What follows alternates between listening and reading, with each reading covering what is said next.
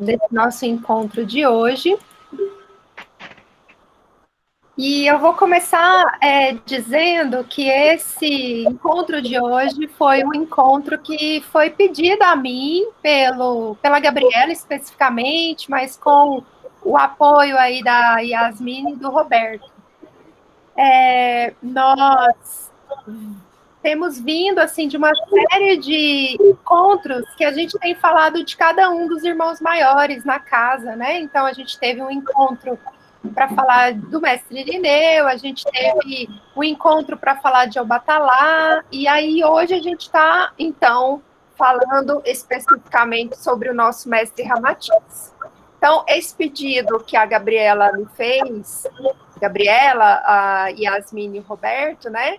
Foi um pedido que eu resolvi estender a ala de Ramatiz, porque nós estamos fazendo um trabalho no domingo de manhã, que é um trabalho que envolve a leitura de um livro, e esse trabalho foi ficando tão interessante, tão bonito e tão curioso, que no lugar de eu apenas vir aqui falar para vocês de Ramatiz, eu achei muito mais interessante convidar todo o grupo que está conosco, que não são apenas membros da ala de Ramatiz, a gente abriu para todos aqueles da casa que tenham condições e queiram participar conosco. Então, aí a gente tem membros da ala de Obatalá, a gente tem membros da ala de Kardec e outras pessoas que quiseram vir participar conosco, Irineu, né? A Gabriela participou conosco da leitura desse livro também. E essa atividade foi para a gente uma atividade assim muito inspiradora, assim, para que a gente pudesse pensar sobre a figura de Ramatiz. E é por isso que a gente está hoje trazendo o produto dessa leitura coletiva que nós realizamos na ala e com outros membros da casa. E eu queria dizer a todos que estão aqui conosco nesse momento que a gente iniciou hoje uma segunda leitura de um outro livro também de Ramatiz, e que é um livro muito curioso para nós. Ele é um livro que a gente começou o preâmbulo hoje, né? O Vinícius apresentando e tal. Então, se tiver mais alguém aqui presente querendo compartilhar conosco essas leituras, é sempre muito bem-vindo. A gente faz os encontros todo domingo às 10 da manhã, e o Vinícius posta sempre um pouco antes, uma meia hora antes, o link dessas reuniões. O livro que a gente está lendo agora, começamos a ler a partir de hoje, a gente leu só o preâmbulo hoje, começamos a introdução, chama O Evangelho à Luz do Cosmos, e ele é um livro muito, muito especial para a gente conhecer os pressupostos da luz e da chama violeta, que são, enfim, que é um dos pressupostos da nossa Irmandade, né? Então, sejam bem-vindos, qualquer membro da Irmandade é bem-vindo à leitura. A gente ainda nem dividiu todos os capítulos, então, se você quiser entrar e já compartilhar a leitura de um capítulo com a gente, vai ser muito bem-vindo. E quem sabe, ao final dessa leitura, a gente não apresenta novamente, como a gente está fazendo com esse livro aqui hoje. Mas então, qual é o livro que a gente está estudando aqui hoje? O livro que a gente está trabalhando aqui hoje chama Aos Pés do Preto Velho. Eu vou compartilhar com vocês a capa desse livro para todo mundo ver, que ele é um livro... tem uma capa muito bonita, tem essa cruz, tem um preto velho muito especial que vai aparecer aqui na live hoje, que é o Pai Tomé, né? Tá aqui. E ele é um livro que Ramatiz e Pai Tomé compartilharam. É uma obra que foi psicografada, diferente do livro da semana passada. Essa foi psicografada e Norberto Peixoto é o médium. Bom, a gente leu esse livro coletivamente desde mais ou menos o início da pandemia, terminamos a leitura e hoje a gente está aqui apresentando porque esse é um livro para a gente muito caro, porque ele vai falar para a gente sobre Ramatiz. Ele traz algumas ideias do que significa Ramatiz, de quem ele é, e se alguém tiver curiosidade para saber um pouco mais, além do que a gente falou na gravação, poste aí no chat a sua perguntinha que a gente responde. A gente, então, trabalhou coletivamente, e é claro que um encontro como esse, de apenas 2 horas, é insuficiente para a gente falar de todas as partes desse livro. Então, nosso objetivo aqui não é esse, a gente não quer esgotar o assunto, a gente quer muito mais fazer com que você, que não conhece ainda esse livro, que passe a, enfim, fique pelo menos com vontade de conhecer, de ler, de saber um pouco mais. Esse tipo de trabalho que a gente está fazendo é uma espécie de resenha, para quem, enfim, não vai se lembrar, assim, bem no início da pandemia, eu fiz uma proposta dessa para casa e, enfim, eu fico super feliz que muitas pessoas concordaram, então tem vários grupos de leitura acontecendo em paralelo, e o que a gente está fazendo aqui é uma resenha. E para que serve, então, essa resenha? Serve para que você que não conhece o livro ainda, quando for lê-lo, vai ter muito mais facilidade por ter assistido, por ter participado desse momento aqui conosco. Então, é claro que esse nosso encontro de hoje, essa live que está acontecendo aqui, não tem o objetivo de substituir sua leitura. Muito pelo contrário. Nós queremos que você leia e que agora faça isso com muito mais propriedade, porque a gente vai ter trazido para você as nossas impressões daquilo que a gente estudou durante esses meses que a gente esteve reunidos lendo esse livro. Bom, diante disso, eu já quero deixar claro que algumas pessoas que leram e apresentaram os capítulos conosco não vão poder estar aqui conosco. Agora, uma vez que isso não essa resenha não tem o objetivo de esgotar a leitura, ou seja, de substituí-la, isso não é um problema para nós. Claro que a gente sente muito falta da Elza, da Adriana, mas a gente entende o fato delas não poderem estar conosco, obviamente, e a gente espera que esse momento seja um momento muito rico de compartilhamento entre nós. Quem conduziu todo esse processo na condição de coordenador do processo foi o Vinícius, o nosso cavaleiro de Ramatiz. E a partir de agora, então, eu passo para ele fazer uma espécie de compilado, assim, breve do que a gente discutiu. Ele fez uma espécie de resumo de todas as partes do livro. E aí, na sequência, a gente vai poder, então, conversar melhor sobre possíveis dúvidas que apareçam, enfim, vão aí anotando, pensando, quero saber mais sobre Ramatiz, quero saber mais sobre essa parte que o Vinícius falar, enfim, e aí na sequência, se vocês colocarem no chat, a gente vai tentando bater papo, conversar sobre essa experiência. Por fim, eu quero dizer que para mim foi uma experiência riquíssima. Ler coletivamente é muito diferente do que ler individualmente. De fato, nós aprendemos muito mais porque a gente ouve a percepção do outro sobre aquilo que foi lido. Às vezes, uma coisa que para a gente era insignificante, a gente passa a prestar atenção porque o outro prestou e disse. Então, é uma troca muito bacana. E é essa troca que a gente vai tentar trazer aqui hoje para você, que está conversando com a gente aqui, que é uma troca, assim, multi-vozes, diversa, enfim, que tem pontos de vista distintos de todos aqueles que compartilharam com a gente esses momentos durante esses meses de leitura. Bom, obrigada por estarem aqui, obrigada por confiarem na nossa proposta de saber um pouquinho mais sobre Ramatiz e seus companheiros. E a partir de agora eu passo a palavra, então, para o Vinícius. Boa noite a todos e todas. Em homenagem a Ramatiz, estou aqui com meu turbante, muito satisfeito de poder fazer esse trabalho.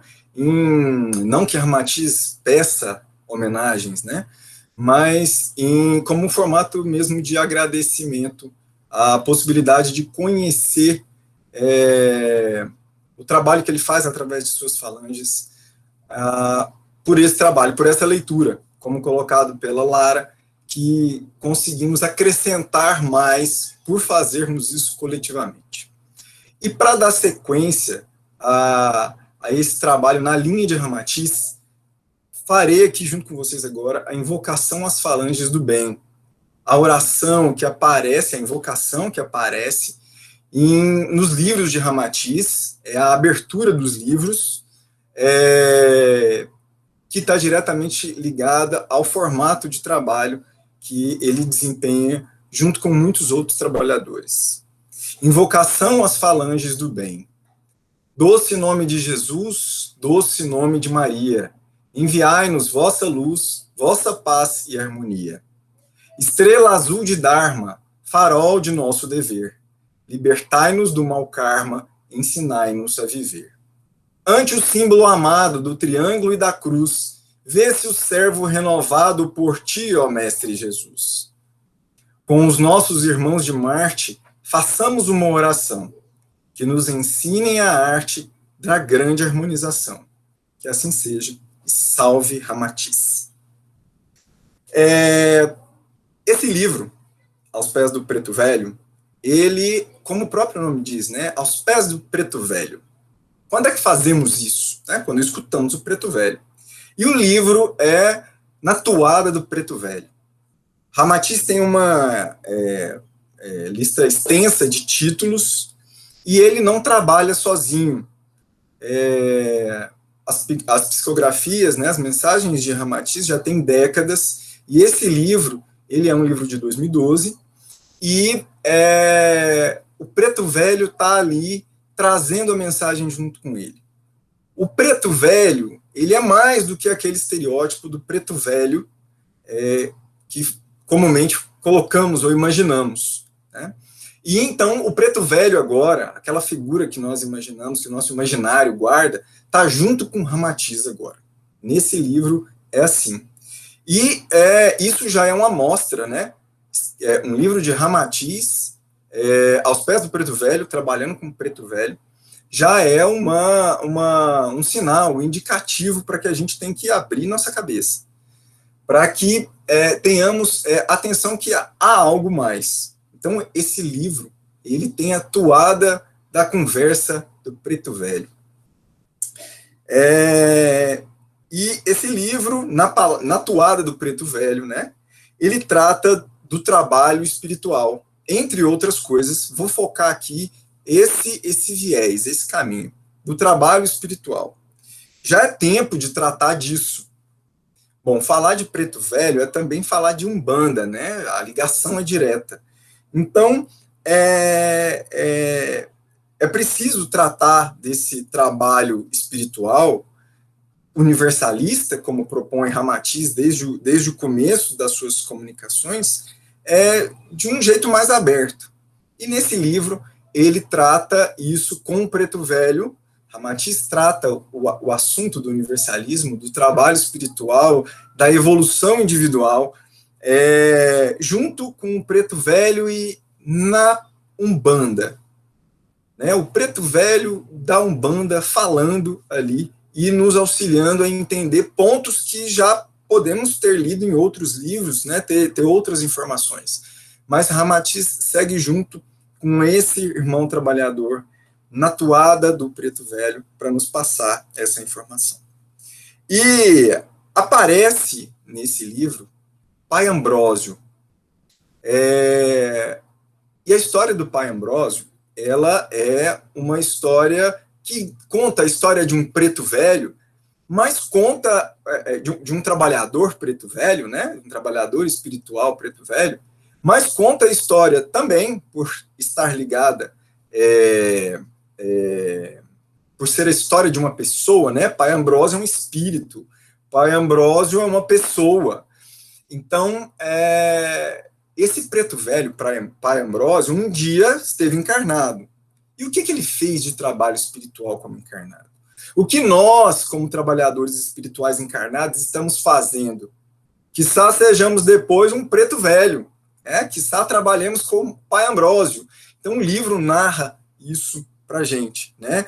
A trajetória de um trabalhador espiritual encarnado, e esse trabalhador depois como um preto velho. Há lá essa historinha, né? E daí são puxados muitos outros assuntos. A mediunidade, na prática da Umbanda, é explicada ali pelo preto velho e é aberta e podemos abrir isso e ligar isso com outros campos, com uma linguagem, com uma leitura universalista, própria, né, da postura de Ramatiz. E além essa mediunidade, como é que ela é? Qual é a nossa postura individual como trabalhador, né? Como espírito diante dessa mediunidade? O que a gente tem feito como trabalhador espiritual encarnado? E aqui não estou colocando especificamente da Umbanda, né? De qualquer religião ou a partir de qualquer preceito religioso. Que postura a gente tem tomado? Porque, dependendo da nossa postura, a gente pode estar criando uma situação de aprisionamento psíquico. O que é isso? Isso é tratado lá no livro. Essa postura individual nossa, como ser encarnado, como espírito, como trabalhador espiritual, também tem a ver com as energias do planeta. E o livro trata também disso, relacionando mediunidade, a postura individual e as energias do planeta. Tudo isso também não tem como de ser tratado sem entender o momento que vivemos agora. O livro é de 2012, vivemos a transição planetária, vivemos um momento de mudança, né, de tempo do planeta, e isso é tratado lá. Tudo isso que eu narrei antes, né, que eu apontei aqui como tópicos, é pincelado, ligado à transição planetária. E aí, o que tem acontecido nessa transição planetária? Com os irmãos do outro lado, o que tem acontecido a nós desse lado? Né? Se não mudamos nossa postura, qual é a consequência disso para o momento que estamos vivendo? Isso é tratado, é tema do livro, né? E para que a gente possa encaminhar, né, para que o livro vá para um fechamento a partir da conversa do Preto Velho, vários pequenos textos são colocados como capítulos finais e que apontam em pequenas histórias, né, eles não chegam a ser capítulos, sobre a conduta de cada um de nós diante do trabalho espiritual como paciente e como trabalhador. O livro ele é finalizado com uma exposição sobre a vivência na Umbanda, mas não na Umbanda como uma religião fechada, que traz em si apenas aquilo a partir do qual ela foi criada. Não, o universalismo já está ali plantado. E como é que essas duas coisas podem ser explicadas? Então, a vivência no templo de Umbanda, né, e o trabalho da Umbanda é um capítulo que fecha o livro e vem arrematando todos os pontos colocados e pelos quais a gente vai sendo preparado para ler mais adiante. E para que a gente possa, então, partir para as perguntas, para aquilo que foi, para os comentários que possam advir do que eu coloquei aqui nesse breve momento, e também daquilo que eu organizei de uma forma muito simples e postei no nosso grupo à tarde, né, com algumas perguntas, algumas exposições desse tema. Lá, esses tópicos que eu estou apontando aqui estão desdobrados, tem mais coisa, tem algumas perguntas lá que foi um pouco o encaminhamento do que a gente fez durante o nosso trabalho de leitura. Quero convidar agora a irmã Elbia para poder comentar sobre o último capítulo, exatamente, que trata dessa vivência templária, da postura do trabalhador, da formação do médium, uma vez que ela não pôde fazer essa exposição no vídeo. Então, vou fechar esse momento com a exposição dela, e em seguida nós vamos conversar um pouquinho sobre isso, né?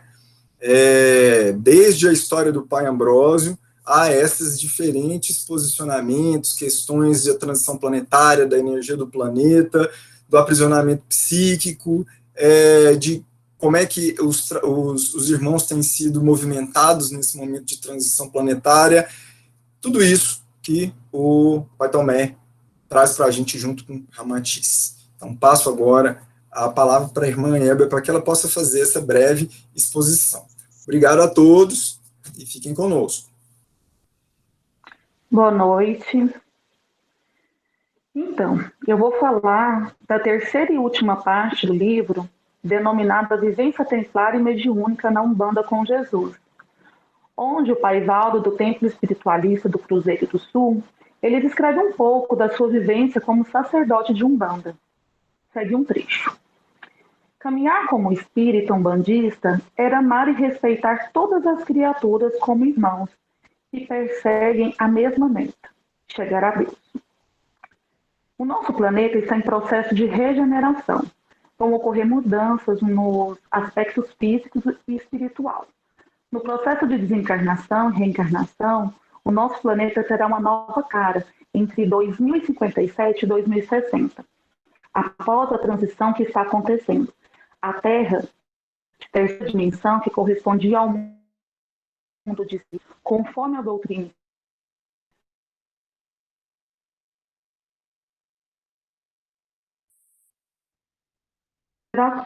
ou seja, livre de dor e sofrimento.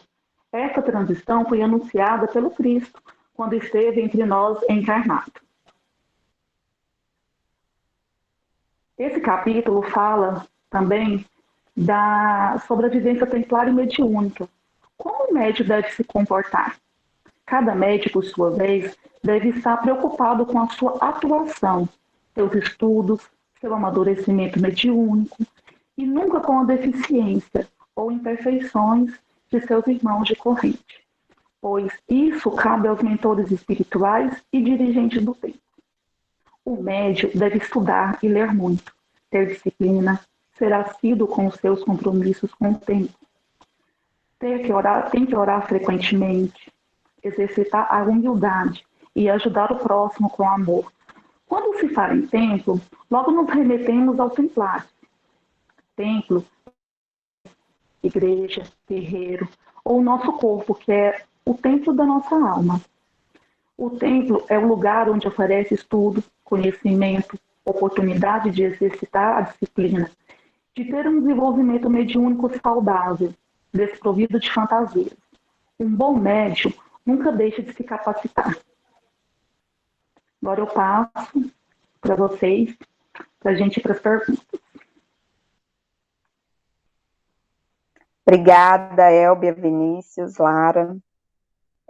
A Lara pediu para que o Anderson conte um pouco da história do Pai Ambrósio para nós, né?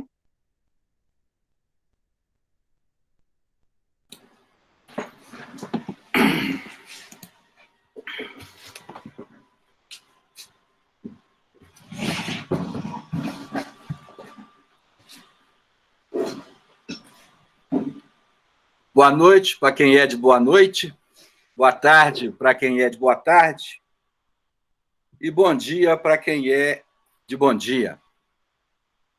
Antes de falar do Pai Ambrósio, eu vou comentar rapidamente sobre as colônias espirituais do espaço, que está aí no material que o Vinícius passou para vocês, e também está na live na chamada que nós fizemos há uma semana atrás.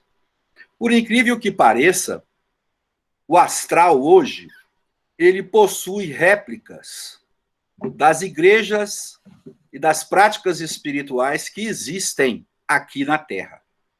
Por conseguinte, muitos irmãos, uma grande parte dos irmãos que desencarnam vinculados à sua fé de origem, mantendo, inclusive, os dogmas da sua fé de origem, as práticas da sua fé de origem, e até mesmo as separações e as divisões que acontecem nas suas fés de origem, vão para esses lugares. E lá continuam a manter o mesmo pensamento, o mesmo sentimento e as mesmas práticas. Isso cria uma simbiose profunda com as práticas que já estão incrustadas aqui no plano terreno. Isso gera uma situação extremamente complicada e reduz o tempo de evolução de nós espíritos no orbe Terra. Vamos nos lembrar sempre que, quando falamos em população planetária, nós estamos falando, em relação ao orbe Terra, em 20 bilhões de espíritos, dos quais 8 bilhões estão encarnados no planeta Terra. Daí a gente passa a ter mais ou menos uma figura, uma essência dessa coisa. Imaginem, então, a importância do trabalho crístico universalista para romper estes aprisionamentos psíquicos, essas conchas astrais, nas quais ficamos fazendo ao longo do tempo, independente da religião na qual eu participo, essa redundância, e muitas vezes não avançamos. Não basta conhecer, não basta estudar, é essencial praticar e viver as prédicas do Evangelho. Para dar um exemplo nisso, eu vou pedir licença a vocês para fazer uma coisa que normalmente eu não faço quando estamos conversando. Eu vou ler vou tentar ler para vocês, de uma forma bastante enfática, a história do pai Ambrósio. Peço a vocês, os que puderem e quiserem, que ouçam com bastante atenção. Não é muito longa, e eu vou tentar fazer essa leitura da melhor forma possível. A história de pai Ambrósio, encontros ecumênicos no além. Estou tomando essa atitude porque a história tem detalhes tão importantes que eu entendo que nós não podemos deixar escapar. Muito bem. Comenta o pai Tomé.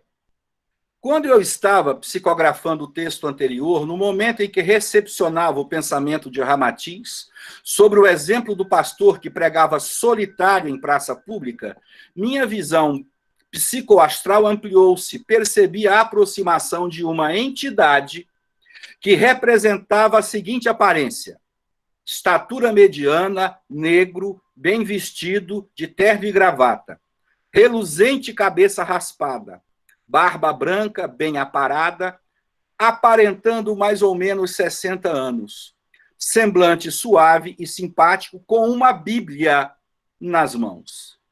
Dizia chamar-se pai Ambrósio, um obreiro do Senhor Jesus que estava recepcionando à noite um pequeno grupo de socorristas, olha bem, de uma conhecida igreja evangélica, da qual também é colaborador. Detalhou que trazia rotineiramente os espíritos socorridos na sessão de expurgo dessa igreja e que precisavam dos elementos dos ritos da Umbanda para serem despertados, como a defumação, o canto, os toques do atabaque, os toques para os orixás. Informou que em nossa sessão mediúnica da noite mostraria aos seus amigos obreiros evangélicos como é uma gira de Umbanda, no caso, universalista. De fato, ele já está habituado à nossa egrégora, pois tem frequentado há algum tempo os nossos encontros rituais, nessa tarefa conjunta com espíritos ditos obreiros dos templos evangélicos. Ato contínuo diz Pai Tomé, abriu-se completamente o meu chakra frontal e passei a ver, como se estivesse no meio de um filme tridimensional, no qual se desenhou o enredo a seguir em minha tela mental. Ao mesmo tempo, escutei o pensamento da entidade no meio da minha cabeça a contar-me a sua breve história. E aí vamos lá. Eu me chamo Pai Ambrósio. No astral sou um preto velho. Por simpatia a essa forma perispiritual, obreiro socorrista, desencarnado da Igreja A. Também faço parte do grupo de Umbanda Triângulo da Fraternidade, no qual o amigo Ramatiz nos autorizou a trabalhar. O médium que escreve meus pensamentos é um dos componentes dessa corrente. Hoje estou acompanhando um grupo de outros obreiros evangélicos que estão visitando esse centro de Umbanda pela primeira vez. Esse intercâmbio ecumênico é comum do lado de cá, ao contrário do que ocorre por aí, infelizmente. Vou contar um pouco da minha última vida na carne, para que vocês, leitores, possam compreender como cheguei aqui e como Deus é bom. Diz ele, durante décadas, frequentei um centro espírita da Crostra, localizada na região central de uma grande capital brasileira. Todos os dias ia para o labor espiritista. Deixava meu carro na garagem próxima e andava algumas quadras até a sede do centro, passando por uma vistosa praça. Sempre que atravessava os bancos da praça, com seu lindo chafariz central, lá estava um pastor evangélico aos berros, citando o Velho Testamento, doutrinando aos ventos, pois geralmente ele estava sozinho. Vez ou outra, um ou outro mendigo o escutava. Toda semana, fizesse chuva ou sol, lá estava ele lendo a Bíblia e fazendo a sua preleção. O que para minha racionalidade espírita era pura fascinação. Passaram-se anos, eu me tornei dirigente do grupo, palestrante, eminente orador, coordenador da escola de médiuns, diretor espiritual e, finalmente, presidente e membro da Federação Espírita. Assim como galguei os graus da hierarquia no centro espírita, a minha atividade profissional como juiz federal também deslanchou e cheguei ao máximo da minha carreira. E lá estava, firme como uma rocha, intocável, o velho conhecido pastor evangélico, raramente com um terno diferente. Sua Bíblia estava gasta e amarelada, e ele estático naquela atividade. E eu, bem-sucedido profissionalmente, no topo de uma tarefa espiritual, olhava-o e tinha pena da criatura, ensimesmada nas leis mosaicas e impenetrável às luzes libertadoras de Jesus, reforçadas com uma boa nova do Espiritismo. Por vezes, cheguei a abordá-lo, enfatizando sua perda de tempo, recomendando que comparecesse ao centro que eu dirigia. Mas ele sempre me olhava com olhos de quem dizia que já tinha visto aquilo. Dizia que me perdoava pelo erro de julgamento e continuava as suas preleções para os poucos transeuntes que paravam para escutá-lo. Envelhecemos juntos, literalmente lado a lado, nos encontrando toda semana. Chamava-me a atenção a pontualidade e férrea regularidade no comparecimento à praça. Muitas vezes citei-o como exemplo de persistência em nossas reuniões no Conselho da Federação, brincando com os outros dirigentes, pois se até um pastor evangélico consegue ser assíduo no seu templo-praça, sofrendo intempéries climáticas forçosamente na cabeça, com certeza eles, os membros da federação, conseguiriam também com regularidade nos centros que dirigiam, ou então serem tão rígidos assim, ou então não seríamos nós espíritas de verdade. Enfim, a minha derradeira hora chegou e desencarnei como presidente renomado do centro, eminente espírita e desembargador aposentado. Qual não foi a minha surpresa ao constatar que não fui para nenhuma colônia, muito menos visualizei qualquer mentor espiritual. Não tendo ocupação no além-túmulo, fiquei perambulando no centro espírita, continuando a mandar nos médios que, pasmem, obedeciam às minhas ordens mentais. Atenção! Não sei quanto tempo se passou, mas era como se eu ainda estivesse vivo, trabalhando no centro ao qual tinha me dedicado por tantos anos. Certa noite, quando eu menos esperava, fui atraído por uma força centrípeta incontrolável e me vi fixado no corpo de um médium, como se estivesse dentro dele. E pude falar normalmente com os vivos da mesa como se fosse dono da cognição e psicomotricidade daquele amontoado de carne quente que me acolhia. Senti um bem-estar que há muito não tinha sentido. Disse-lhes que eu continuava o presidente, que não os abandonaria, e tinha algumas orientações a dar, pois estava contrariado com as recentes mudanças, e que as coisas tinham que voltar a ser como antes. Pasmado, escutei um doutrinador esclarecer-me de que já tinham se passado 10 anos do meu desencarne, que estava na hora da minha libertação da terra, que eu não poderia mais ficar ali junto com os médios. Agradeci e disse que estava à disposição para ir para uma colônia espiritual no astral superior, onde deveria ser o meu lugar, por inquestionável direito conquistado e reconhecida obra realizada. Ao terminar de falar, senti uma sonolência gostosa, um leve torpor, acompanhado de uma força de sucção centrífuga, puxando-me para trás da nuca. Senti um calafrio ao desacoplar-me do médium.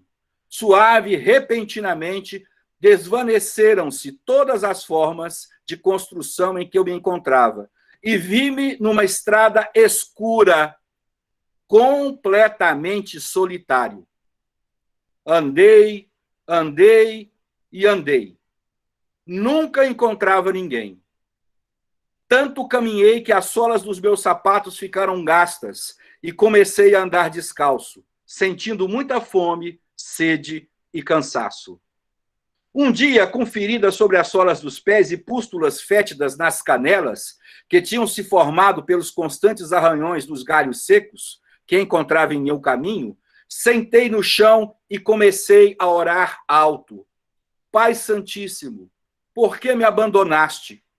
Eu que sempre me dediquei ao centro, ampliei-o, expandi os trabalhos, aumentei o número de frequentadores, sistematizei a escola de médiuns, estruturei o departamento social, aumentei o quadro de associados, ampliei a livraria e a arrecadação. Por que, meu pai? Por que? Sentado, batia com as minhas mãos no chão, num choro de raiva e autocomiseração, sentindo pena de mim mesmo. Aos poucos, foi surgindo uma luzinha ao longe, parecia um vagalume se aproximando. A luz paulatinamente foi crescendo e pude ver um homem com uma vela num castiçal e uma Bíblia embaixo do braço, aproximando-se cada vez mais perto. O quê? Não acredito. Você? O pastor evangélico? O que você faz aqui? Cadê os socorristas do centro? As caravanas de Maria de Nazaré? Os confrades amigos? Meu querido irmão, disse ele, Jesus a todos conforta e a ninguém se faz ausente. Posso ajudá-lo? Venha comigo. Nunca, eu disse. Você é um inepto sem estudo e formação teológica, que nada realizou em toda a sua encarnação. Como pode agora você querer me socorrer? Eu, um jurista irrefutável, elevado tribuno e renomado presidente de um centro espírita? Disse-me, meu caro, olha a sua situação. Você nem consegue ficar de pé.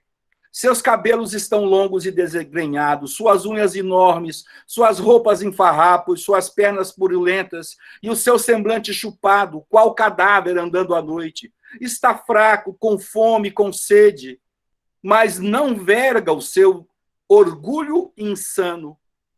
Você precisa de ajuda. Cá estou eu ao seu lado, o primeiro desencarnado que comparece em seu auxílio. Ou você já viu algum outro?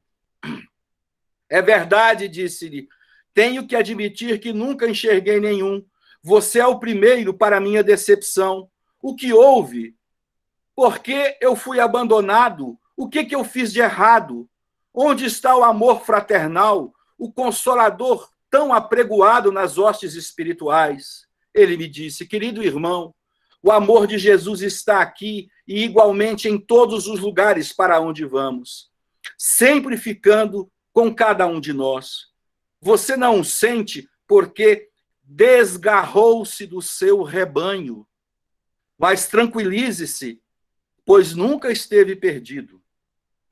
Mas o que houve, eu lhe disse, ao menos você, mesmo nada tendo realizado, me diga, amado irmão. Temos que reconhecer que você fez consideráveis ganhos em favor da doutrina e da causa que abraçou. Todavia, se fez muito, recebeu também muito em vida. E, por isso, deixou-se contaminar pelo vício do reconhecimento, pelo vício do sucesso, pelo brilho intelectual de renomado dirigente espírita. Ora, disse-lhe, mas tudo que fiz não valeu nada? Respondeu-me, claro que o que valeu. O que você fez foi de grande valia para a coletividade, mas de muito maior valor para o seu gozo pessoal e para o seu ego. Recebeu na carne todos os bônus pelo seu trabalho e voltou para cá devedor. Pois por muitas vezes não fez por altruísmo ou caridade, mas unicamente pelo anseio dos elogios e consagração do seu sacerdócio frente aos seus pares. Disse-lhe, quem é você para me julgar, você que nada fez? Meu caro, se o julgo é para que desperte da chamada da vaidade, com a mesma medida que medimos, somos medidos. Meço-o para socorrê-lo. E você que por anos e anos a fio me julgou, por simples escárnio e senso de superioridade, quantas vezes fui motivo de piada sua entre os seus pares nos corredores do centro? Na verdade, está em débito com a lei divina. Seja humilde e deixe-me interceder em seu favor, levando-o daqui para um lugar melhor. Nesse momento, a Bíblia do pastor ficou iluminada, como se fosse ouro fosforescente. E então passei a vê-lo pregando em praça pública, com centenas de espíritos desencarnados em volta, escutando-o.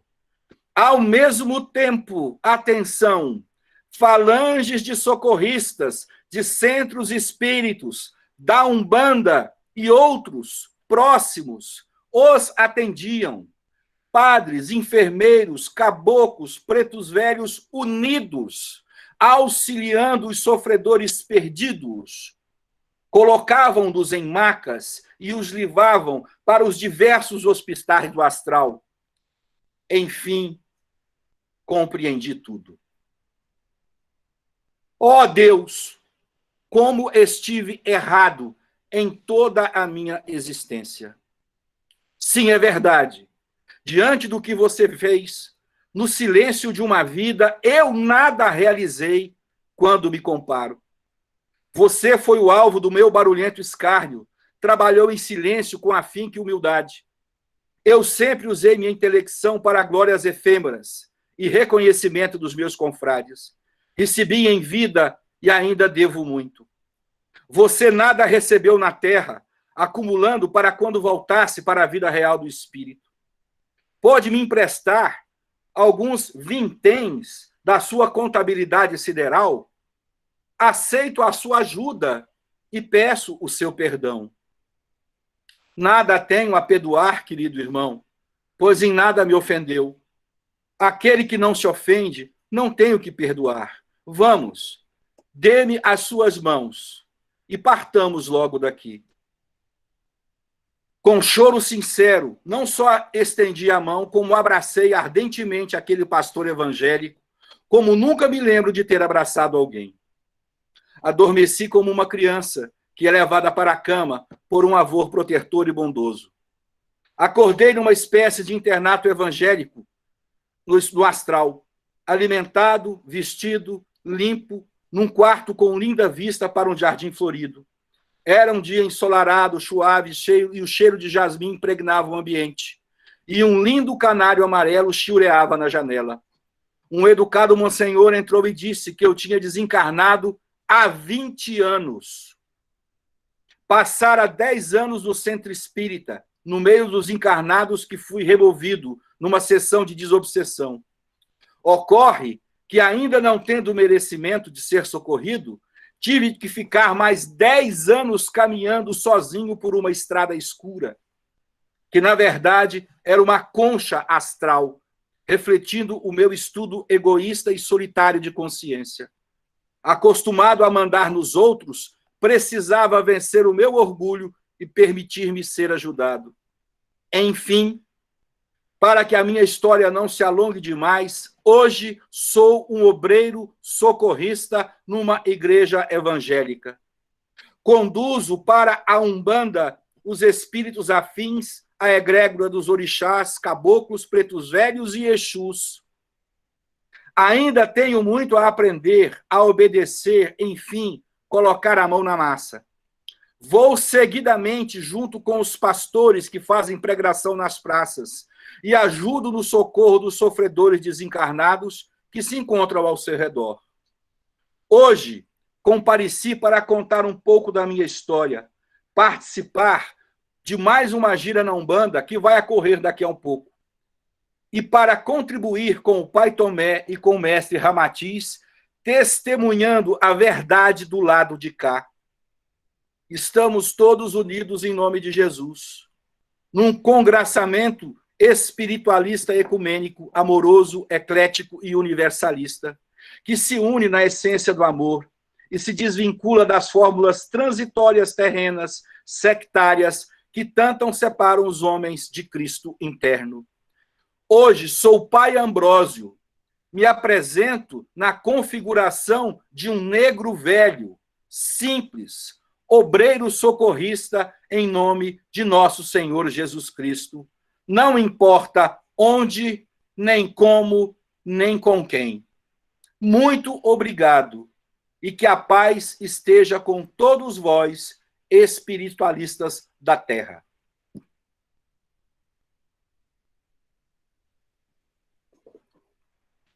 Tem mais algumas coisinhas aqui que o mestre Ramatiz entra no final e explica karmicamente a relação do Pai Ambrósio e do pastor evangélico.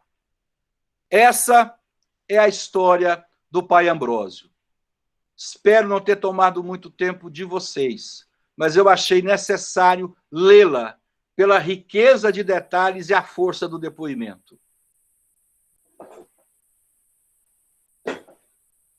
Obrigada, Anderson. Um grande ensinamento sobre julgamento, principalmente, né?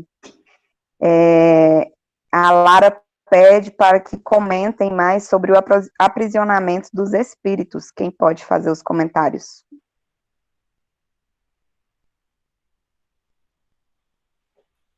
Pode ser você, Vinícius? Acho que vai acabar sendo eu. Então pode pegar a bola, Anderson. A própria Ana, acho que eu lembro que a própria Ana Lúcia queria falar também, mas... Muito bem. O aprisionamento espiritual, segundo o entendimento e a forma como nos é apresentado no livro do Pai Tomé, ele vem mostrar justamente o fato de como, lançando mão dos próprios princípios religiosos, nós nos tornamos refém dos princípios religiosos que abraçamos. Quando transformamos esses princípios em dogmas, em imposições, e principalmente quando achamos que o intelectualismo por si só resolve as coisas. Daí a chamada incessante para o trabalho da caridade. Colocar a mão na massa, fazer as coisas, doar-se, ter disciplina, realmente se entregar ao trabalho. Não por obrigação, não por louvor, mas por fé e por sentimento real de crescimento. Como é que isso pode acontecer? Há diversas maneiras. A nossa tendência, quando estamos aprisionados psiquicamente, é achar que isso é responsabilidade dos obsessores. Normalmente, quando eu tenho algum problema, ou quando eu sou incapaz de começar e terminar as coisas, quando eu sou incapaz de comprometer-me, quando eu sou incapaz de compreender o outro na sua essência, quando eu sou incapaz de doar o meu tempo, quando eu não consigo priorizar as coisas, e quando eu entendo que as verdades que eu criei para mim mesmo são as únicas, eu já estou dentro de uma concha astral. Eu já estou vivendo um aprisionamento espiritual. E daí vem o terceiro ponto. E aqui vamos pegar uma expressão que a gente usa muito. Eu estou criando uma egrégora. Estou criando para mim mesmo uma egrégora de irmãos, pensamentos, sentimentos e ações do mesmo padrão que eu, que me alimentam. A ideia que se tem de egrégora, normalmente, é de algo luminoso, puro, bonito, cheiroso, libertador. De fato, egrégoras são assim, porque elas são justamente a medida daquilo que eu vibro, daquilo que eu penso, daquilo que eu faço e daquilo que eu sinto. Mas da mesma forma que eu posso agregar-me em egrégoras ou criar uma egrégora luminosa, libertadora, transcendental e bela, também posso eu, e eu faço com muita sequência e com muita regularidade, no oposto. Ampliando ainda mais, trazendo para um quarto ponto, o planeta Terra hoje tem a sua ascensão tão atrasada e tão lenta porque nós criamos no planeta um estado de aprisionamento psíquico no cosmos. O planeta Terra se tornou uma concha astral, porque o número de espíritos que vibram e transitam na criação de uma egrégora de dor, vingança, violência e injustiça é muito maior do que os que vibram contra isso, ou numa linhagem diferente. E esta egrégora encarnada é alimentada pela egrégora desencarnada. Esta simbiose cria o aprisionamento psíquico em nível individual, em nível grupal, em nível coletivo, em nível humanitário e em nível sideral. Isto pode acontecer, inclusive, de planeta para planeta. Para finalizar, para não me alongar muito, podemos ter certeza que os nossos irmãos de Marte, Vênus, Mercúrio, Júpiter, Saturno, Urano, Netuno e Plutão não estão nem um pouquinho satisfeitos com as vibrações que nós emitimos para o nosso sistema. Sem falarmos na nossa mãe Gaia, a grande anciã, que recebe não só de nós, como os que estão acima da crosta, no astral, esta mesma e poderosa força de aprisionamento psíquico. Mas à luz do Consolador, a força do Pai Maior, e dos seus prepostos é maior, é mais poderosa. E o caminho está aberto para que esse aprisionamento ou estes aprisionamentos psíquicos se desfaçam. E essa, por exemplo, esse momento que nós estamos aqui, por exemplo, vivendo no meio de tantos outros, é uma pequena amostra de como fazer para acender a luz e sair dessa concha astral. Espero ter sido claro. Que a gente consiga, né? Yasmine, me permite completar o que o Anderson colocou rapidamente.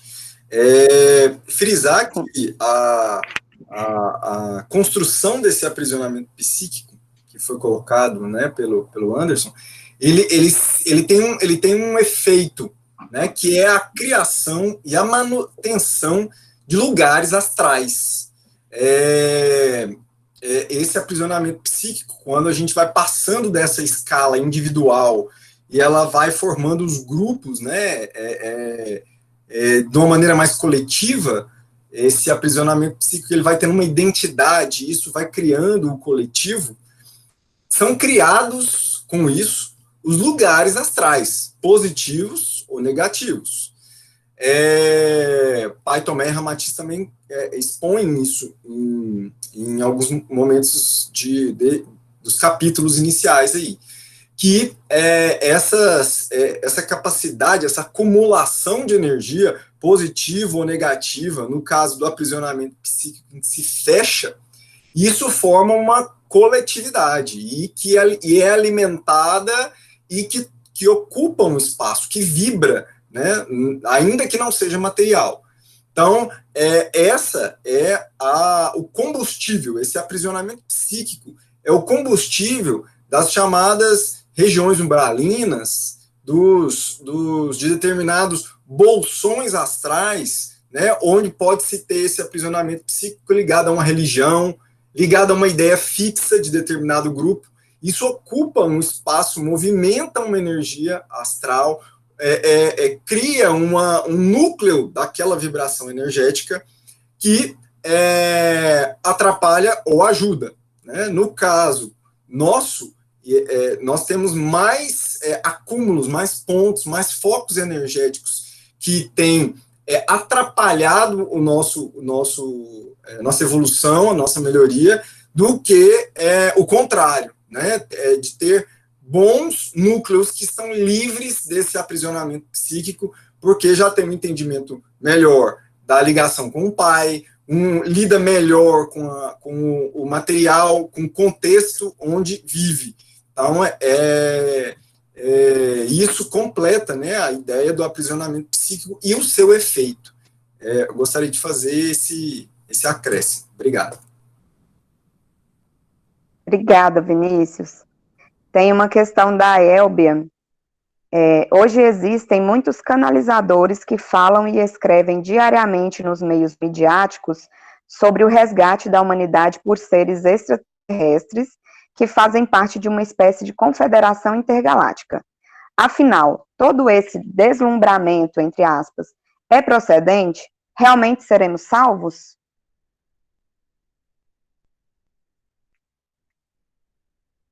Pode responder, Anderson. Elbia, a confederação está presente, sim, está atuante, sim, é uma deliberação da própria confederação com a anuência do Mestre Jesus, o Cristo. Agora, eles não estão aqui para nos salvar, assim como Jesus também não veio para nos salvar. Se assim o fosse, não necessitaríamos de livre-arbítrio, e o próprio livre-arbítrio não nos educaria. Por isso que nós falamos em ascensão planetária. A ascensão planetária, nesta transição, ela não é um ato mágico, ela vai levar tempo, muito tempo. O que as confederações fazem necessariamente? Elas arbitram junto às sombras, que estão aqui durante muito tempo, há milênios e milênios e milênios. e foram se consolidando aqui, justamente atrasando e evitando uma aceleração mais rápida. E elas atuam para formar uma massa crítica, em primeiro lugar, cada vez mais ligada à luz, e combatem, de fato, com as suas tecnologias, os avanços e as agressões das sombras e das trevas. Isso nunca deixou de existir, sempre existiu. Mas é importante lembrar que tudo isso acontece por permissão do alto. O que temos aqui no planeta, só o temos porque nós permitimos, nós geramos, no exercício do nosso livre-arbítrio.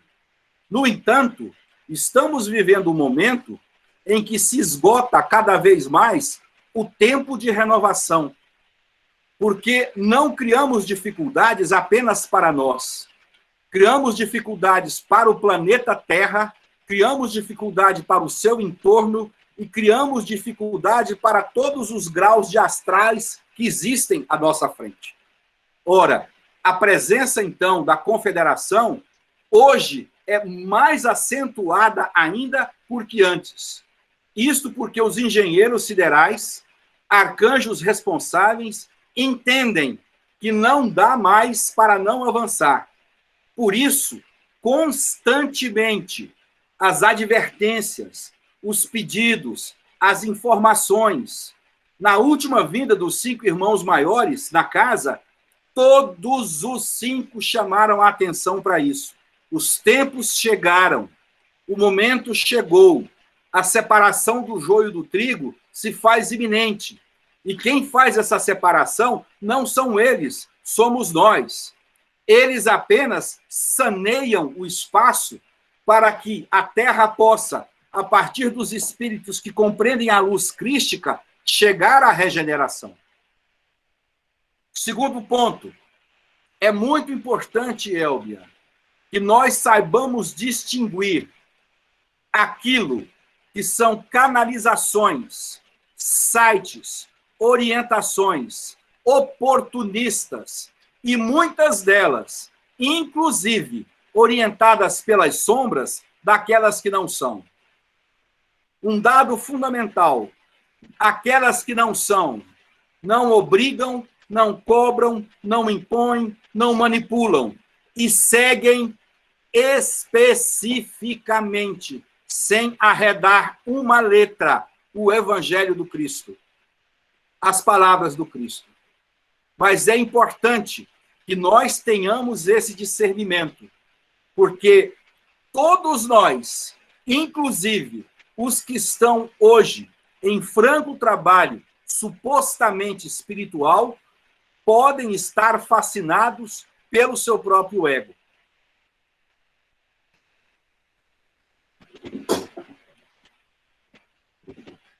Respondido, Elbia?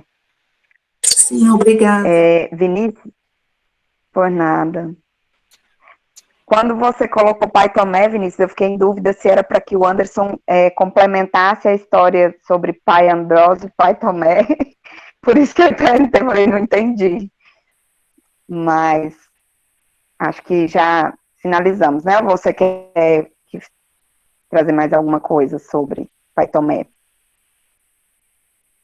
Tá bom. Então, vou seguir aqui.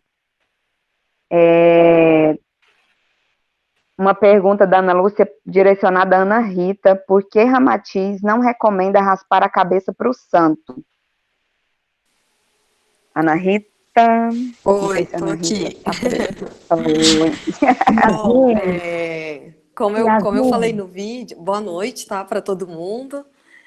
Como eu falei no vídeo, o título que eu apresentei é justamente essa pergunta, né? Devo raspar a cabeça?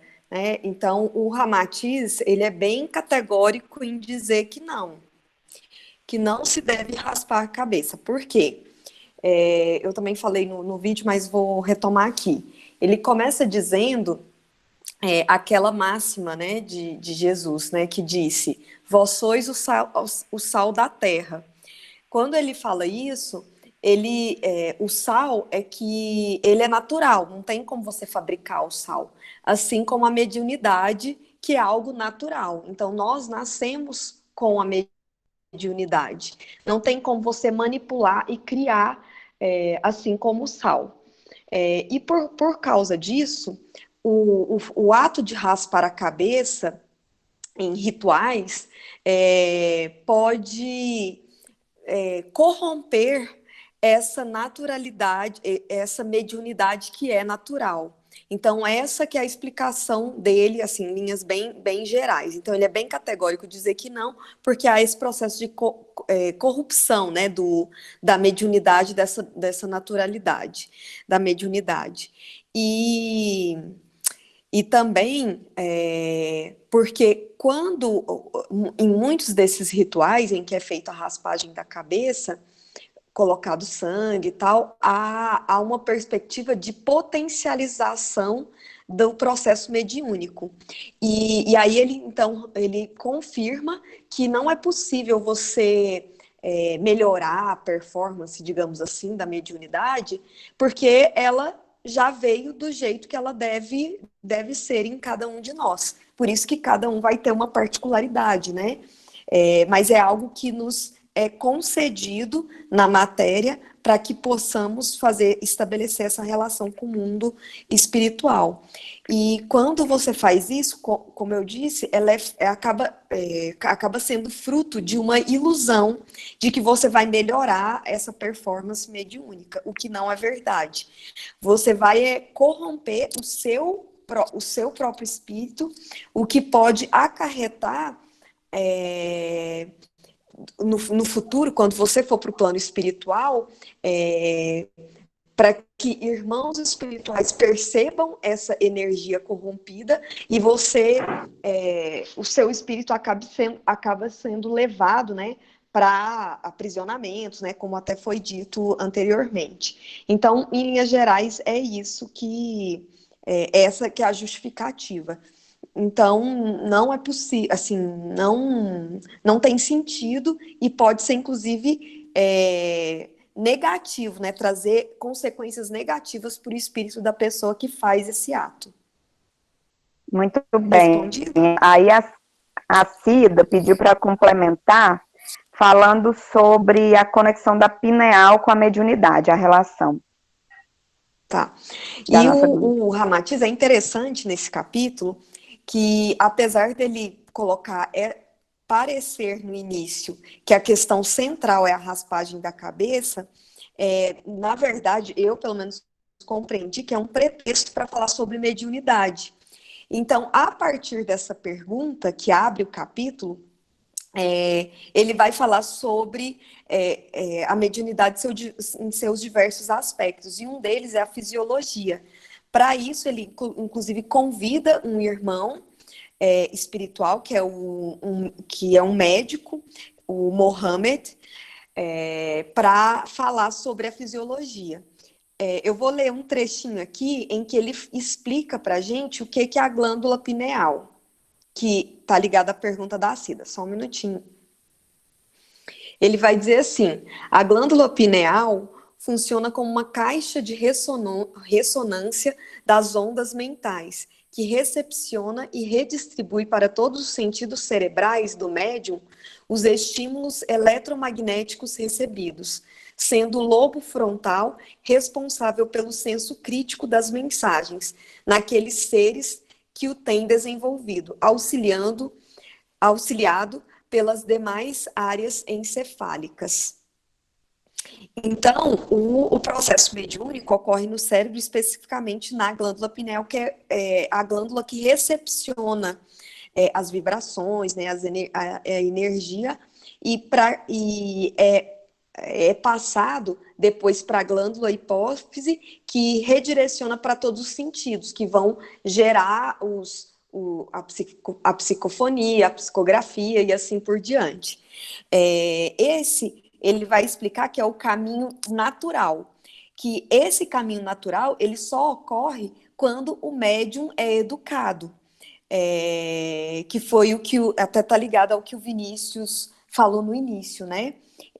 Então, o médium educado também ele vai pontuar nesse capítulo que não é só aquele que estuda, né, livros sobre mediunidade, enfim, sobre espiritualidade, mas aquele que se educa emocionalmente. Então, a educação, aí ele deixa claro nesse capítulo que a educação para Ramatiz não é só a educação, digamos assim, intelectual, né, da busca do conhecimento e tal, mas principalmente a educação emocional. Então, se o médium ele está educado emocional e intelectualmente, então ocorre esse caminho, né, da glândula pineal para a hipófise e para os sentidos, né, que a gente tem. Quando o médium está deseducado, ao invés de ir para a hipófise, vai para o hipotálamo. O hipotálamo também está no cérebro, mas é uma parte onde a gente tem as sensações de fome, os impulsos sexuais e tal. Então, ou seja, há uma relação mais densa. Então, que podem vir, por isso a mediunidade, quando ela faz esse caminho, né, esse outro caminho, que está ligado à deseducação do médium, então podem haver interferências do médium, principalmente ligadas às suas questões, assim, ainda não resolvidas, né, ligadas a questões não resolvidas no plano material, ou o que torna a mediunidade não deixa que a mediunidade seja limpa, digamos assim. Tá? É isso. Assim, em linhas bem gerais, não com as palavras de Ramatiz, né, mas com as minhas. Você acredita, então, que por isso pode também reverberar no campo físico, no sentido de sentir tonturas, dor de cabeça, vômito, nesse sentido também? Sim. Pelo menos eu entendi que quando é esse segundo caminho, digamos assim, e o médium ele também não consegue se limpar, se libertar totalmente, porque tem uma ligação quase que física mesmo, né? Material. Agora, quando o médium ele tá educado, tudo bonitinho, então ele consegue, assim, de fato, a glândula pineal ela age como uma caixa de ressonância e assim como ela vem à recepção, né, das energias, passa depois. Então não o médium não fica com aquela sensação, às vezes, né, do irmão espiritual, enfim.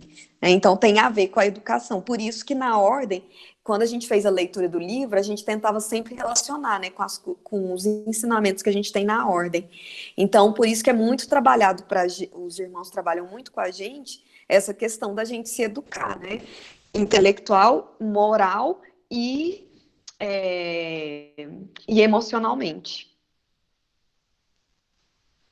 Muito bom, Ana Rita, obrigada. Certo? Respondido, Yasmin? Ana, está respondido? A Cida falou que concorda com você, que o objetivo é a importância da mediunidade. Acredito que sim. A Ana Lúcia também... Oi, quer falar? Posso falar? Sim. Não, é só para falar com a Ana Rita. O objetivo da pergunta era exatamente isso, Ana Rita. Não é porque deixou a desejar quando você falou no vídeo, não.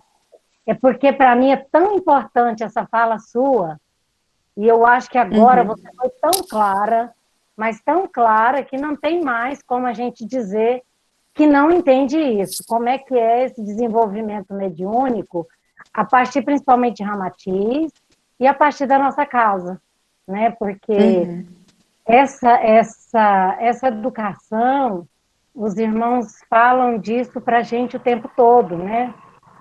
Então, o objetivo era esse. Para mim, assim, você foi além do que eu esperava na sua resposta. Foi ótimo.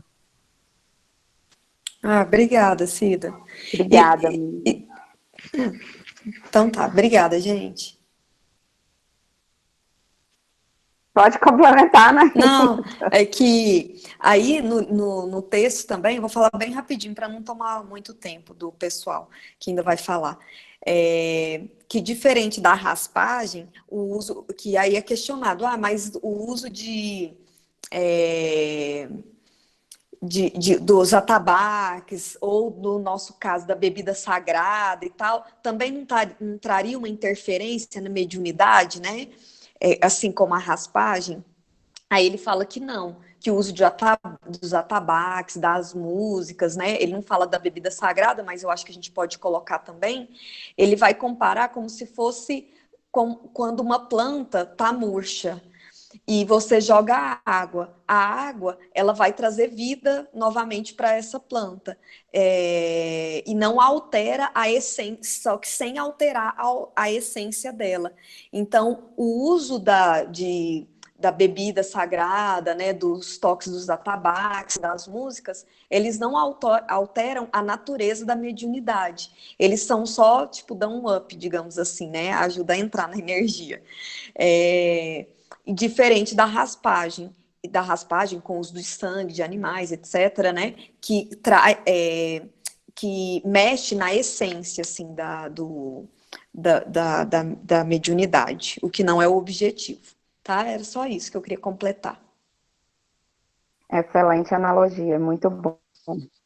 A Ana Lúcia pergunta para a Ana Ardete se a nossa cura está vinculada ao exercício da mediunidade. Olá, então, essa pergunta da Ana vem bem de encontro com o que eu discuti no grupo e a leitura, e como a Ana Rita acabou de falar, tantas Anas, né? Como a Ana Rita acabou de falar, a gente tentou trazer o máximo para casa, e aí quando eu quero até trazer um pequeno relato, quando eu fiquei com esses capítulos, um dos títulos Será que eu tenho cura? E aí eu, bem curiosa, queria buscar o que tinha nesse capítulo que poderia ajudar na minha cura, na minha autocura, e aí foi de encontro com a minha história na minha chegada na Irmandade da Luz, o relato, em que traz o relato de uma pessoa, uma paciente, buscou uma casa de Umbanda, e ela dizia que queria cura, que ela acontecia o tempo todo e que ela queria se livrar disso. E aí, quando ela perguntava se livrar de quê? Dessa tal de mediunidade, eu não quero mais fazer isso, eu não gosto, eu quero me livrar o mais rápido possível, eu pago o valor que for preciso para ficar livre. Eu já fui em vários locais, mas não adianta, já procurei várias religiões e não adianta, então eu quero me livrar. E aí, no meu relato, eu falei isso para os meninos, que foi como eu cheguei na Irmandade da Luz também, eu quero me livrar dessa tal de mediunidade que só me atrapalha e só me faz sofrer, então eu quero ficar livre, eu quero ter a cura. E foi justamente isso que o livro trouxe, essa questão, que a minha cura, a minha autocura vai depender do meu trabalho mediúnico, de como ele acontece. E como que eu vou desenvolver, procurando uma casa com respeito e que pratique a caridade, de fato, de forma amorosa e correta. E aí eu achei muito interessante essa questão, assim, de estar sempre em busca de uma resposta. É justamente isso, é o desenvolvimento mediúnico, é assumir essa responsabilidade. Eu trouxe isso no vídeo, né, que era uma cutucada, chamando o grupo para pensar sobre essa questão, sobre a nossa responsabilidade com o nosso desenvolvimento mediúnico. E aí, no livro, isso fica muito claro, né, que será que teremos mais uma reencarnação desperdiçada quando estamos fugindo dos nossos compromissos feitos no plano astral. E aí já continuo também, já aproveito aqui, já entro em outras questões, inclusive o Vinícius acabou de trazer um pouco, e também o Anderson, dessa questão do aprisionamento psíquico, né, que junta essas comunidades no plano astral, e aí vai trazer, o Peixoto vai trazer essa questão de como que são feitos esses resgates dessas comunidades que são resistentes ao Evangelho de Jesus, né? E aí ele vai explicar que esses irmãos, esses espíritos, eles estão recebendo chamados pelas trombetas de Ogum, mesmo eles fugindo dessa responsabilidade que eles se encontram, que isso vai romper e que não é mais possível eles continuarem em seus redutos. fugindo das leis da reencarnação. Mesmo que para isso nós, encarnados, estejamos fornecendo plasma vital para que isso aconteça, através do sacrifício, né, em algumas religiões, e também das matanças no frigoríficos. E aí ele vai trazer essa questão de como que isso acontece, trazendo o princípio de que o semelhante atrai o semelhante, e que esse resgate lá nas zonas umbralinas, ela acontecem, mesmo que eles estejam cristalizados pelas suas insânias, o imenso amor, o amor de Jesus vai buscar, trazendo a ordem, né, de Jesus. Nenhuma ovelha será perdida do meu rebanho. E como que isso tem acontecido, mesmo que eles não aceitem essa reencarnação e trabalhar, reencarnar na Terra para retificar, eles poderão reencarnar em planetas inferiores, de forma que eles possam entender como que se dá a lei do amor.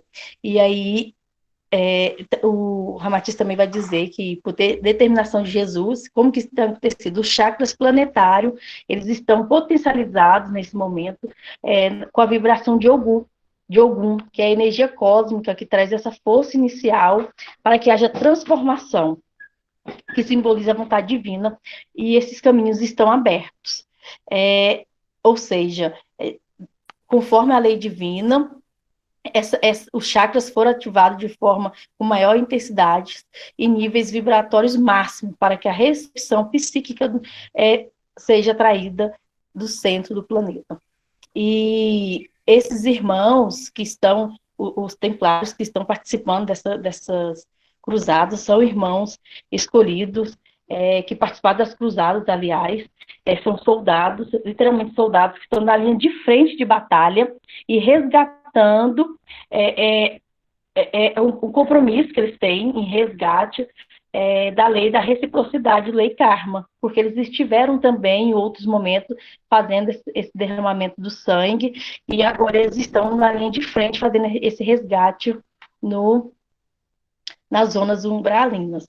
E aí ele vai trazer mais detalhes também, o livro, sobre o chakra planetário, como que tem acontecido, explicando em que a Terra, né, tem esses chakras que rodam, que giram, como se tivessem passos de ventiladores, e vai trazer, está fazendo essa limpeza energética da poluição causada pelos pensamentos e emissões humanas, das mais diversas.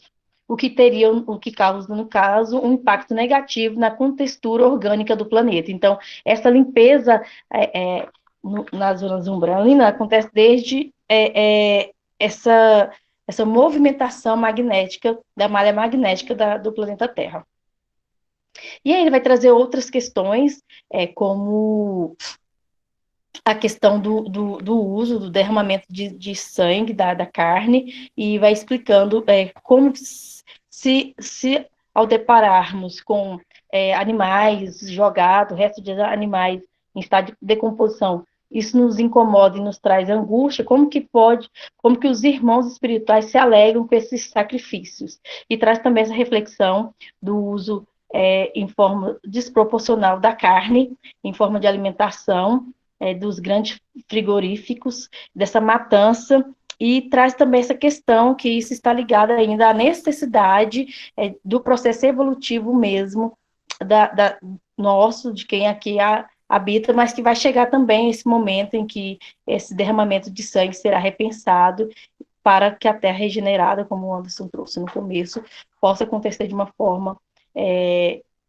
mais respeitosa entre os seres. E aí é isso, eu consegui perceber nessa questão, trazendo para a Irmandade da Luz, essa questão da mediunidade, dessa autocura, de buscar essa autocura através do processo mediúnico, até mesmo como o Anderson pontuou no começo e o Vinícius, para que a gente não fique preso e busque o entendimento, né? A Ana Rita colocou isso agora, o entendimento o cuidado mental, o espiritual, para que a gente não esteja preso nesses bolsões também, nas nossas verdades, nas nossas certezas do que a gente acredita e crendo que a gente está praticando uma religião de fato soberana. Então, o livro traz o tempo todo essa relação de um texto com o outro, mostrando essa necessidade de autocura. Eu respondi a Ana Luísa. Ana Lúcia. Sim, sim. Ana Lúcia, perdão. Muito bom, Ana, gratidão. Você falou uma coisa que eu penso todos os dias, eu não quero desperdiçar essa encarnação. Agora, o Vinícius pede a Lara para falar sobre Ramatiz e universalismo. Falar um pouco mais. Bom, esse foi, assim, a razão de ser desse encontro nosso, assim, inicialmente, né? Então, assim, a gente foi provocado pela Gabriela, pelo Roberto e pela Yasmin, para que a gente pudesse falar um pouquinho sobre Ramatiz. Eu falei um pouquinho dele lá no vídeo, na chamada, mas eu queria complementar algumas coisas aqui, respondendo, então, a questão, aproveitando a questão, para a gente entender, assim, quem foi esse mestre, né? Eu lembro que o seu Alderico esteve conosco em algumas reuniões, e ele falava sempre assim, mas eu sei tão pouco sobre Ramatiz, né, seu Alderico? E aí, quem foi Ramatiz, afinal de contas, aquele nosso irmão que está lá no Congá, como um dos 5 irmãos maiores, né? Ele foi um instrutor de muitos dos santuários iniciáticos da Índia. E já no século IV, ele já havia participado de uma série de acontecimentos que começaram a inspirar um famoso poema hindu chamado Ramayana. E nesse poema tem um casal, que é o Rama e Sita, os dois nomes, né, desse casal, né, desses dois representantes do masculino e do feminino. E se a gente pegar esses dois nomes, Rama e Sita, a gente inverter Sita, o nome, vai virar Atis, e aí a gente tem o nome Rama Atis, que é exatamente como que a gente vai pronunciar na língua, assim, do indo-chinês, do momento em que ele esteve na Terra, né? Rama Atis, é assim que se pronuncia. Então, ele acaba recebendo uma disciplina iniciática na China, e aí ele funda um pequeno templo iniciático nas terras sagradas da Índia, onde existiram os Mahatmas, criando um ambiente de muita grandeza espiritual para a Índia daquela época. Ele foi adepto da tradição Rama que cultuava os ensinamentos do reino de Osíris também, o Senhor da Luz, né? Nessa inteligência divina, né? Mais tarde, ele se filiou a um grupo de trabalhadores espirituais que tinham como nome Templários das Cadeias do Amor. Também teve esse momento da história dele, né? Ramatiz, como eu falei lá no vídeo, é sinônimo de Swami Sri Ramatiz. E ele é conhecido em alguns santuários da época em que ele viveu por esse nome, Swami Sri Ramatiz. E esse termo pode ser considerado uma chave, uma espécie de chave que designa uma hierarquia espiritual e que transcende assim, o conhecimento racional, né, objetivo, dando a ideia de que Rama tem designa a própria noção de criador, de divindade, e aí o nome também é um mantra, né, que contempla o Rama e o Sita no inverso, que é Atis, então a conexão entre o masculino e o feminino. Daí porque ele também ser uma figura tão andrógena, assim, a gente olha para a imagem de Ramatiz, a gente não sabe muito bem se é um homem ou uma mulher, assim, fica na dúvida. Na Atlântida, ele foi contemporâneo de Allan Kardec, um dos nossos irmãos maiores da casa. E também encontrou com Allan Kardec no Egito, em que o Kardec era o sacerdote Amenófis, né? Então, ele esteve com o espírito de Allan Kardec, que depois viria a se encarnar com Allan Kardec. Então, é curioso eles estarem juntos na Irmandade, não é de agora esse momento de convivência. Ele viveu na Grécia também, foi um mentor, e pregava ali para os seus discípulos, os seus alunos, né? Enfim, na época se falava de discípulos, sobre a imortalidade da alma, sobre a purificação, que aconteceria por intermédio de reencarnações, e também falava sobre consciência do dever. Nós temos consciência do dever, precisamos nos auto-refletir, e ele mostrava, assim, para os seus discípulos, para aqueles que o seguiam, enfim, para os seus alunos, que era necessário que a gente olhasse para o lado espiritual da vida, né? Tudo que os seus livros hoje trazem para a gente. Então, é muito coerente, né, a proposta da trajetória desse espírito.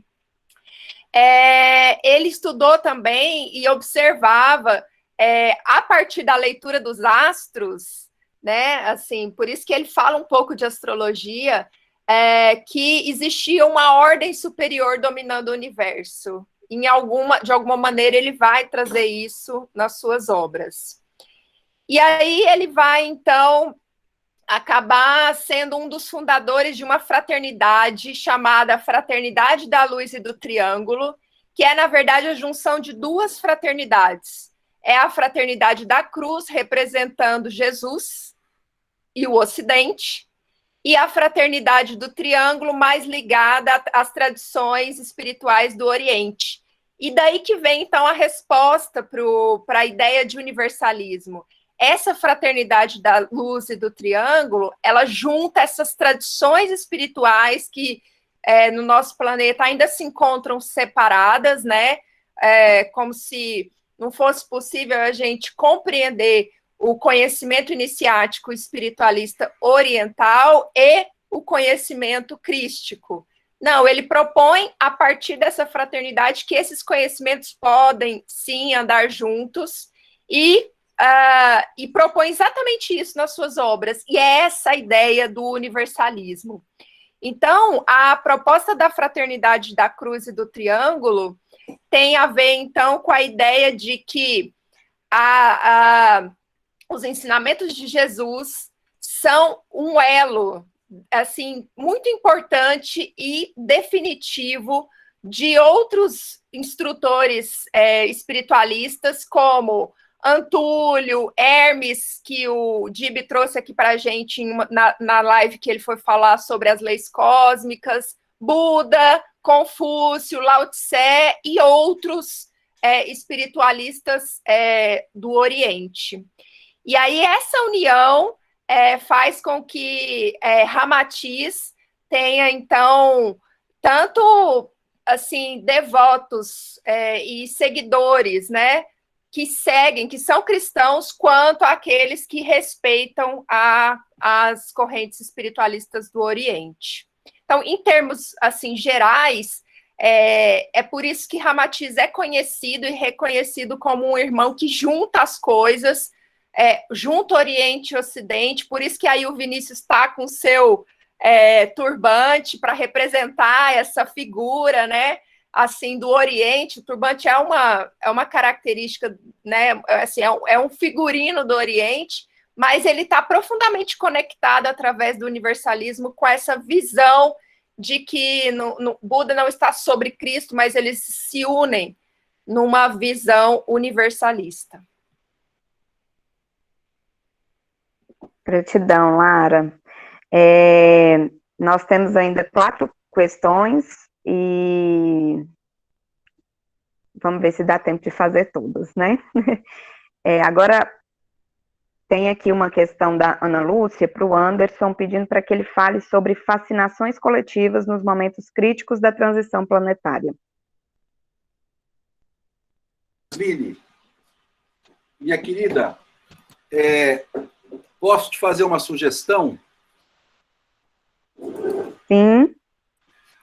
Veja se tem mais alguma outra pergunta que se case com essa, para que nós possamos respondê-las juntas, por favor. Acho que esse da Elbia. Da Elbia fala sobre o aprisionamento psíquico, é o que chamamos de Matrix. Ok. Que tem a ver com as fascinações coletivas, né? É claro que o aprisionamento psíquico gera os bolsões, não é?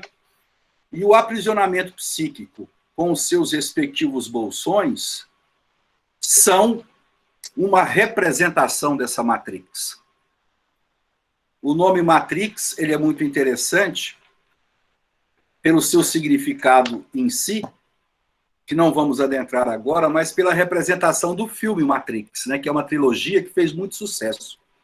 E que, de fato, hoje, muitos canalizadores, médiuns e palestrantes usam essa expressão. É importante lembrar, Elbia e Ana Lúcia, que quando nós falamos em Matrix, nós estamos nos referindo aqui, pelo que eles nos dizem, a uma série de questões. A Matrix está no planeta. Como?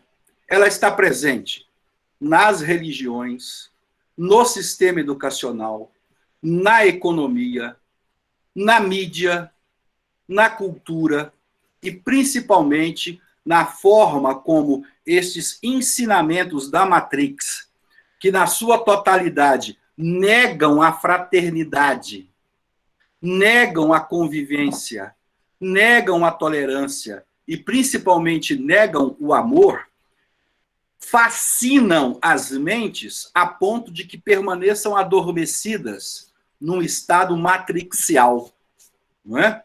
E aí a gente faz essa referência ao filme das pílulas, né? A pílula verde e a pílula vermelha. A gente toma a pílula para sair da Matrix. A saída da Matrix é justamente a cristificação dos nossos espíritos, das nossas mentes e das nossas emoções. É a capacidade de amar e trabalhar pelo próximo. É amar o outro como a si mesmo verdadeiramente, rompendo com todas essas máximas que existem o tempo todo na nossa mente, nos inspirando a separação, a exclusão, a negação e, principalmente, com o crescimento cada vez maior de se dar valor ao que eu quero, ao que eu entendo, ao que me é conveniente, negando a paternidade divina e a filiação divina.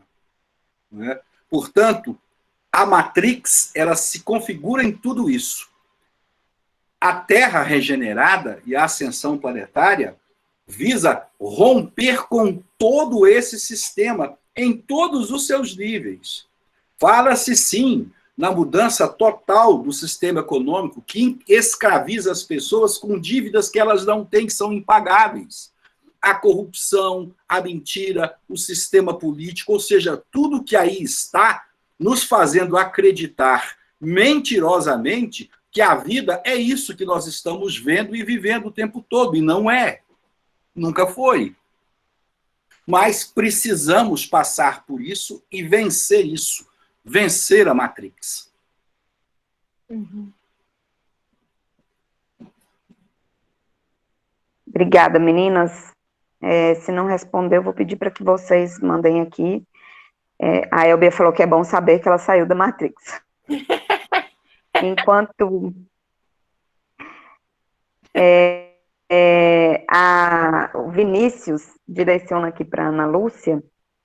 Ana Lúcia, vivemos a transição planetária e existem extraterrestres maldosos na Terra? Com certeza. Existem os que foram deserdados para a Terra há milhares de anos e ainda são resistentes ao Evangelho de Jesus, como troncos petrificados numa floresta jurássica. Já tiveram encarnações hominais em vosso órgão. No momento, algumas consciências mais empedernidas no mal dominam certas regiões da subcrosta, que, por sua vez, se alimentam do tônus vital do sangue derramado na superfície terrícola, das discórdias e de todo tipo de desunião entre vós.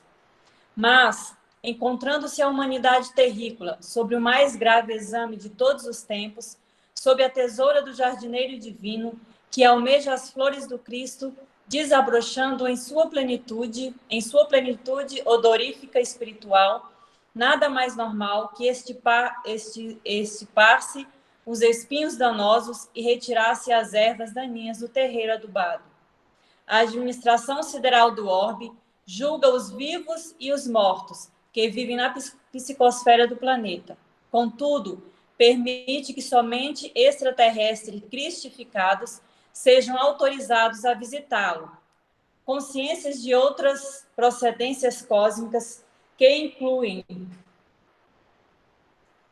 as criaturas cristalizadas no mal, insanas, perversas, avarentas, egoístas, orgulhosas, tirânicas, hipócritas, luxuosas e vingativas, só encontram guarida nos mundos primários, onde irão habitar em condições eletivas ao seu psiquismo embrutecido.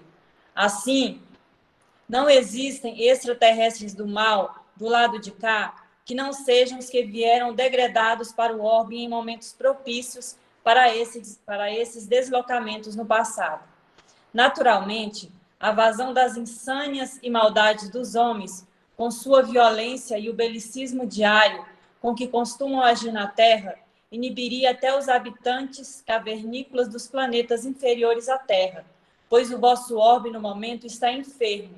Mesmo assim, a providência divina, que a todos ampara, define cinturões de proteção aos planetas e assim a Terra está blindada para a entrada de novos extraterrestres por uma espécie de cinturão intergaláctico.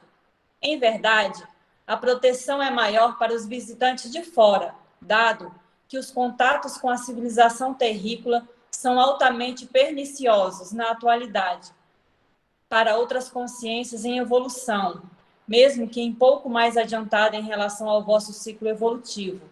Isso pelo poder altamente destruidor da egrégora insuportável dos pensamentos coletivos que preenchem e dominam a psicosfera terrícola, a semelhança de uma bruma que, em um dia invernal, deixa sem visão os caminhos nas estradas.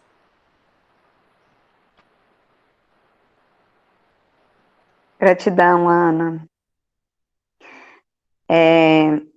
Bem, nós estamos já caminhando para a finalização. A Antônia pediu desculpa, teve que sair, não vai conseguir fazer hoje com a gente o mantra, então eu vou fazer a última pergunta e depois a gente faz o encerramento já. A última pergunta é minha, por sinal.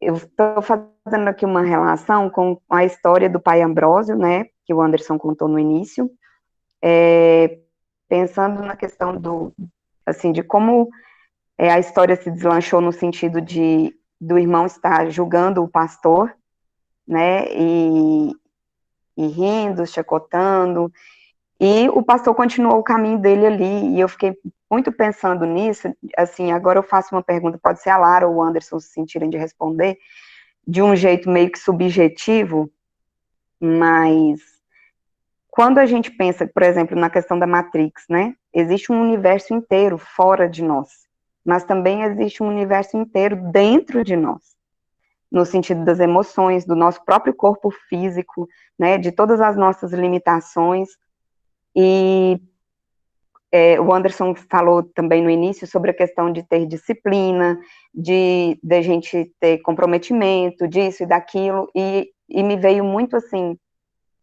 tem 7 anos que eu estou na ordem, tem 7 anos que eu busco ter disciplina, mais organização, e isso não é uma dose como a água que você vai lá e bebe e hidrata seu corpo, de uma forma instantânea, né, são gotas diárias, e quando a gente passa tanto tempo tentando se hidratar e não consegue, vamos dizer assim, chega uma hora que parece que a gente está atrofiando, e vai dando até um certo desânimo, assim, né, de, poxa vida, tem tanto tempo que eu estou tentando e não consigo, às vezes dá um cansaço, uma vontade de desistir.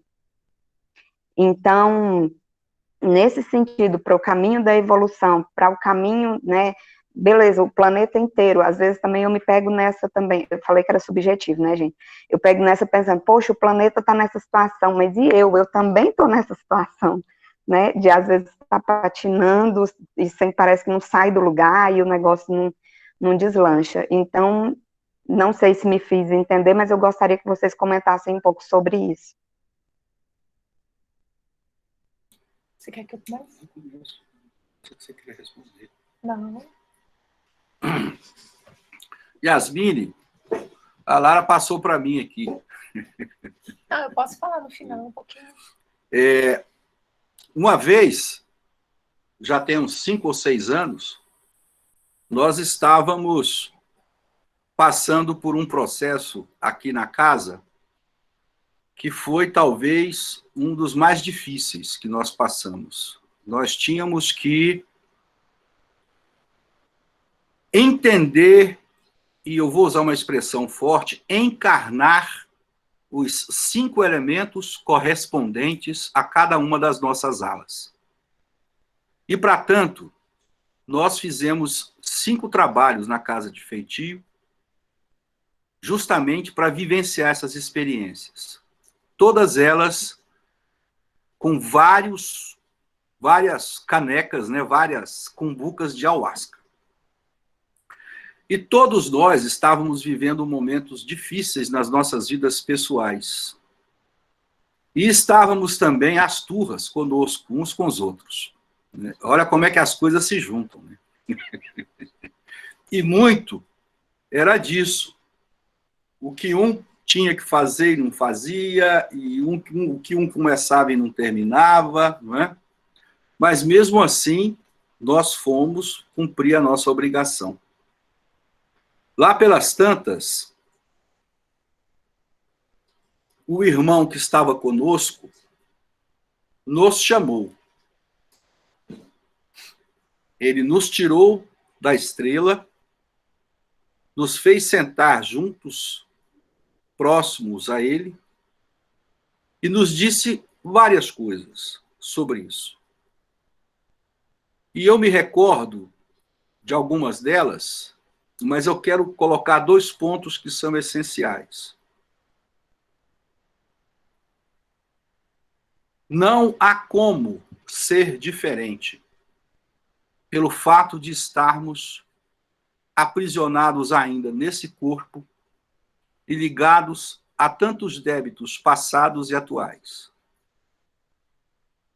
Mas é sempre possível, é real e é verdadeiro que cada gota que eu uso para hidratar o meu corpo é uma luz que se acende no meu espírito, mesmo que eu não perceba. Mas eu posso senti-la reluzir. Cada milímetro que eu caminho é um grande passo na direção da cristificação. É um grande passo na direção da libertação. E aí ele conclui dizendo o seguinte, porque ele entende que muito do que ele fala, muitas vezes ecoa, mas volta, bate, mas volta. Você entende aquilo intelectualmente, mas não consegue sentir aquilo na sua vida.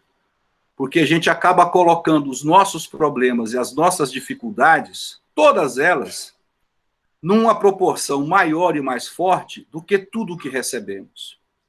E ele nos disse, cuidem do barco, remem, que nós tomamos conta das ondas.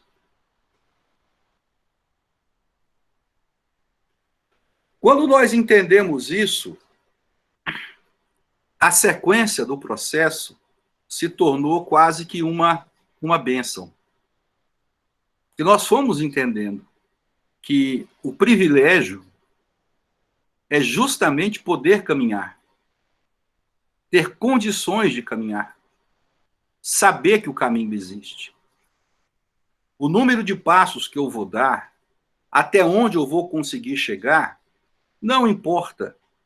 E nós não devemos nos preocupar com isso. Mas não podemos deixar de caminhar. Nunca estamos sozinhos nesse caminhar. E estamos sempre sendo usando a expressão que você usou, hidratados, alimentados.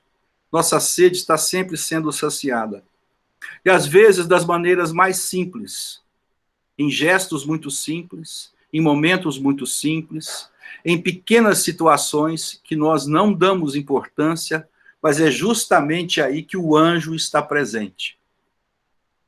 Entregando a flor, entregando o copo d'água, dando o sorriso, dando o abraço, não é? A história dos mestres que nos inspiraram e nos inspiram e nos antecederam é justamente essa. Com todo o seu espírito grandioso e reluzente, nenhum deles teve um caminho tranquilo. E nenhum deles nos propôs um caminho tranquilo. Mas nos propuseram aquilo que tem de mais caro. A nossa própria alma, o nosso próprio espírito. Né? Ganhá-lo, tê-lo de fato. Ser senhor dele, entregando ao Pai. Né? Como diz o mestre, de que vale ao homem ganhar o mundo inteiro se ele perder a sua alma. Esse entendimento ele é essencial. E mais um, que às vezes é muito difícil. Nós não estamos sozinhos. Jamais estivemos sozinhos. A fé é construída a cada passo, a cada momento, a cada respiração. O Pai é presente. É a última e única e total realidade que nós temos. E a vida com as suas maravilhas, por mais sofrida que ela seja, e por mais que a gente veja, não é, todo tipo de mazela e todo tipo de opressão acontecendo, ela sempre floresce.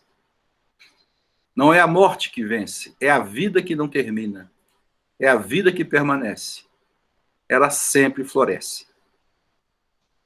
Também fui subjetivo. Espero ter ajudado. Eu queria só te fazer uma pergunta, então, já que você fez uma pergunta para a gente, você, quando olha para trás, esse tempo todo que você esteve conosco, você percebe mudanças? Percebo. Ai, minha vida foi uma grande mudança. Todo mundo sabe. Muitas mudanças. Ter fé não só em Deus, mas em mim, né? Isso, eu acho que é isso. Eu sei que talvez você ache que ainda seja pouco, mas é o seu caminhar. E é o de todos nós, assim. Eu acho que, assim, seria ótimo se a gente fizesse... Não sei se você se lembra do Lucas, o Lucas que não está mais conosco na ordem, assim, que resolveu seguir um outro caminho. Teve um dia que ele virou para o Dr. Ralph e disse assim, não tem como ser mais depressa, não? Eu queria que fosse mais rápido. E o Dr. Ralph disse para ele, por que você está com pressa? A gente tem a eternidade inteira para crescer. Então, eu acho que, assim, vale a pena você se pautar no que você já fez e usar isso como força para continuar fazendo. Acho que é isso. E todos nós, não só você, muito todos bom. Nós.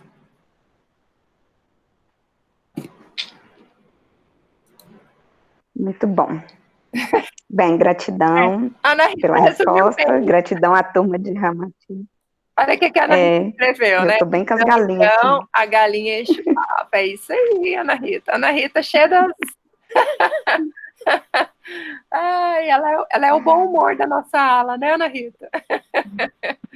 Eu queria falar só um pouquinho, bem rapidinho, sobre o que a Yasmine colocou. É bem rapidinho. Quando eu compartilho disso que a Yasmine fala, assim, ficava me questionando o tempo todo, será que eu estou desperdiçando a minha reencarnação? Será que eu estou conseguindo caminhar? E aí os nossos estudos no domingo, e em especial o novo trabalho, né, na Luz de Saint Germain, tem me feito rever várias outras questões, as quais estavam adormecidas, eu nem sabia que estavam dentro de mim, tão afloradas, assim.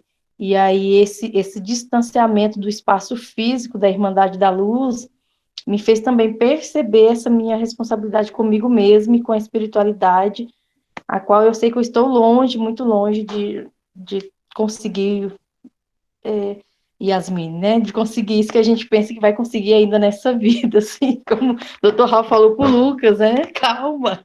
Então, esse desespero de querer ter as respostas, que foi o que me levou a escolher justamente o tema, né, será que eu tenho cura?